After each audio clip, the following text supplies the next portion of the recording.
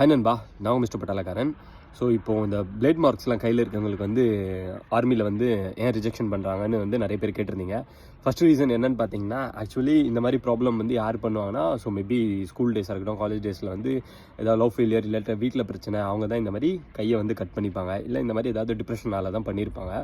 So இதை இருந்ததுன்னா உங்களுக்கு மெடிக்கலில் ஏன் எங்களை அவுட் பண்ணுறாங்க, ஆர்மியில் ஏன் இந்த ரூல் வச்சுருக்காங்க இவங்களை செலக்ட் பண்ணக்கூடாதுன்னா, அங்கே வந்து நீங்கள் வந்தீங்கன்னா அவங்களோட டியூட்டி ப்ரெஷர் வந்து ஹை லெவலில் இருக்கும், நீங்கள் பார்த்துருக்கவே மாட்டீங்க. அப்புறம் ஹராஸ்மெண்ட் இருக்கும் நிறைய, ஆஃபீஸர் லெவலில் இருந்து உங்களுக்கு வந்து டிப்ரெஷன் அதிகமாக தான் இருக்கும். ஏன்னா பிகாஸ் டியூட்டி, அப்புறம் வந்து என்னென்னா அங்கே வந்து செக்யூரிட்டி லெவல் ஹையாக இருக்கும், அதுக்கேற்ற மாதிரி டியூட்டி இருக்கும், மொபைல் யூஸ் பண்ண முடியாது, வீட்டில் பேச முடியாது, டைமுக்கு லீவு கிடைக்காது, நீங்கள் நினச்சதை வந்து நடத்தவே முடியாது. ஸோ அதனால் அவ்வளோ டிப்ரெஷனில் இருக்கும்போது சப்போஸ் மேபி நீங்கள் ஏதாவது தப்பான டிசிஷன் எடுத்துட்டாலோ, இல்லைனா கூட இருக்க பட்டி ஏதோ பண்ணிட்டாலோ, ஃபயர் பண்ணிட்டாலோ, இந்த மாதிரி இன்சிடென்ட்லாம் ஏகப்பட்டது அங்கே வந்து நடக்கும்.